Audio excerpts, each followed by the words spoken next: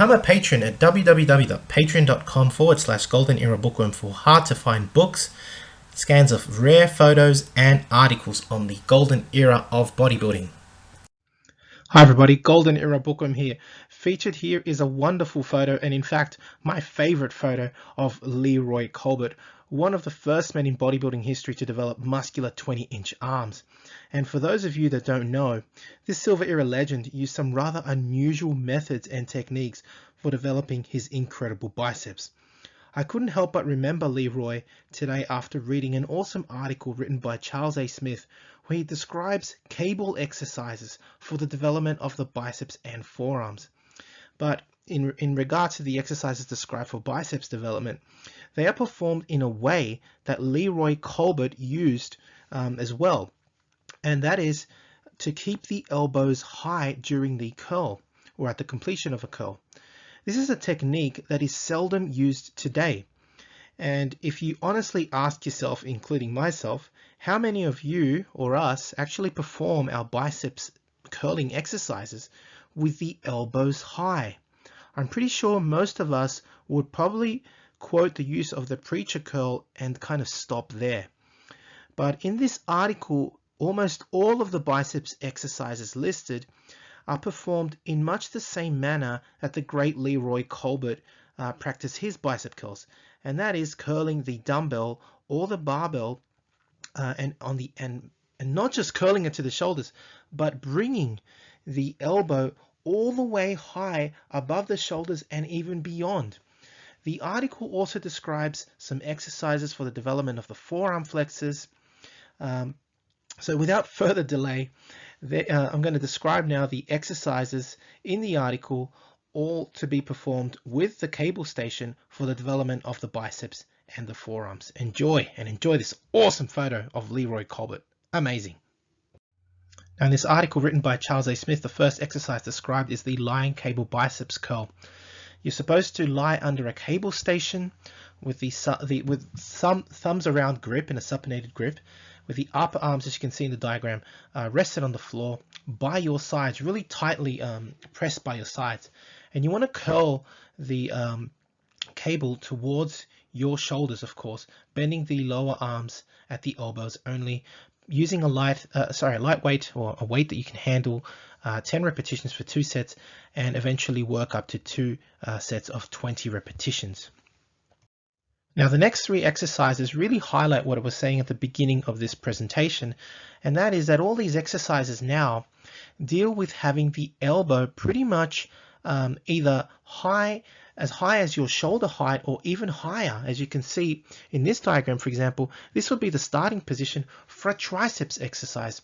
But back in the Silver Era, a lot of bodybuilders understood that the biceps didn't just have the function of supinating and flexing the arm, but they are also involved in bringing the elbow up above the head, and therefore they would complete or even do exercises with their elbows raised, as you can see. Now I'll just want to describe now the exercises. I just thought I'd give that explanation. So the second exercise listed is the single arm behind the head cable biceps curl.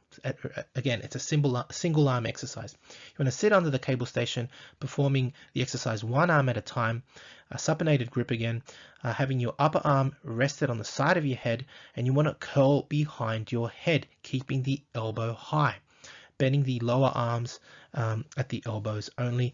Choose a weight that you can handle for 2 sets of 10 repetitions and increase the repetitions up to 20 reps for 2 sets over time. Now the third exercise listed in this article again has you in a position where you have the elbows kept high. I mean, this is rather extreme. You can see that the person now has their arms lying on an incline bench, and so this is why I've actually called it the incline behind the head cable biceps curl, where you sit again under a cable station with a supinated grip. This time you're going to use 2 arms at the same time, and you're going to lay those upper arms on an inclined bench so that your elbows are kept high above your head, and you want to curl behind your head, bending the lower arms at the elbows only, again choosing a weight that you can perform 2 sets of 10 repetitions and work up to 2 sets of 20 repetitions. Okay, the fourth exercise listed in this article written by Charles A. Smith again has the elbows high, but this time at shoulder height. So not above your head, but at shoulder height as shown in the image. You're going to lie this time on a steeply set incline bench with a supinated grip again, arms stretched out in front of you this time so that your elbows are at shoulder height. But because you're on an incline, it actually looks like it's actually at eye level.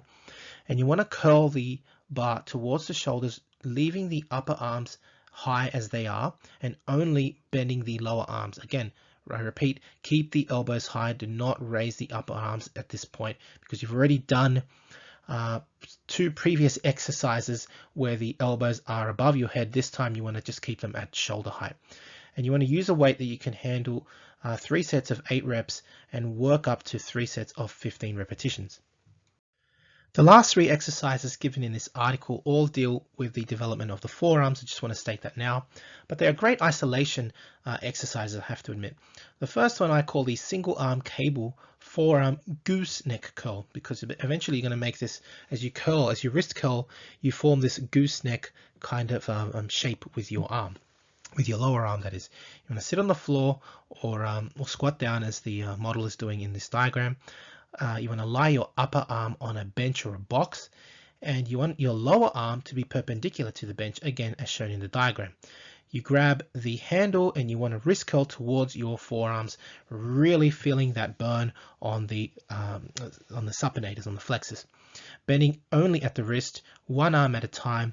You want to use a weight that you can handle 2 sets of 15 reps and then increase the repetitions to 2 sets of 25 reps. Now the next exercise is rather interesting, and I would go rather light in this because you want to rotate the wrist as you actually perform the wrist curl, which is why I've called it the single arm cable forearm rotation curl. You want to sit on the floor, again like the previous starting position for the previous exercise. You want to lie your upper arm on a bench or a box with the lower arm perpendicular to the bench, but this time as you curl the wrist towards your forearm, you want to rotate the wrist joint as well. So it actually works the forearm in a very different way, and I guess it really strengthens the wrist, which is why I wouldn't use too much of a heavy weight. Still a very, very interesting exercise. Again, performed one arm at a time using a weight that you can only handle 2 sets of 15 reps at first, working up the repetitions to 2 sets of 25 reps.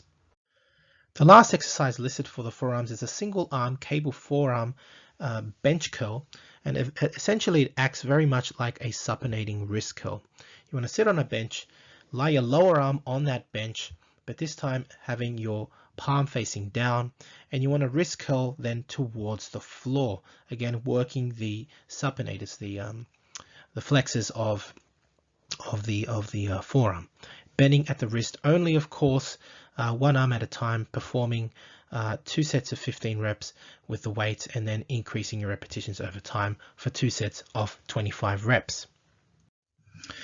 Now, if you're interested in learning more about these silver era methods for developing arms, well, I've got several titles up on my website, www.goldenerabook'em.com.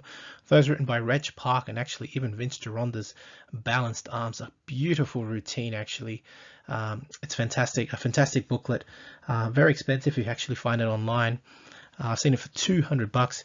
You get it for way cheaper on my website, Balanced Arms by Vince Gironda, as well as Reg Park titles such as How to Build Bigger Arms and a special course, How I Developed My 19-Inch Arms, both by Reg Park, both available on my website, www.goldenerabook'em.com. So I do hope you've enjoyed watching this video. I'll leave you with this awesome photo of Leroy Colbert. I mean, this is a beautiful photo, and I really enjoy this photo, and I'll tell you why. It again demonstrates what I was saying earlier. Leroy Colbert was very famous for performing his bicep curls by not just flexing the elbow and supinating the wrist, but he would go all the way up with that bicep. He would bring his elbow all the way up and bring the bell behind his head. I mean, that's how he actually performed the bicep curls. And he would always state that in doing it like this, it forced a really strong contraction, and I dare you to try it. I mean, I've done it myself, and you really get this cramping sensation into the biceps. It's a movement. That extra movement really gives you a different feeling to the biceps curl. It's really incredible, and maybe that's one of the secrets of Leroy Colbert's amazing development of his biceps. Maybe, I mean, worth trying out for sure. And again, the reason why I show this photo is because I guess this is what Charles A. Smith was trying to say in this article. Performing bicep curls can be also interesting by doing this variation, keeping the elbows high. A very interesting variation from the silver era. Again, not seen in gyms nowadays. Hope you've enjoyed watching the video. If you have, please give the video a thumbs up. Subscribe if you haven't to the Golden Era Bookworm. Leave me your comments and thank you for watching. If you'd like to support my work, please, and my research, please donate via PayPal, become a patron. Visit my website for out-of-print books and courses on old school bodybuilding, and contact me via email if you wish to collaborate or pass on your bodybuilding relics or literature. Again, leaving with this awesome photo. Check it out, Leroy Colbert.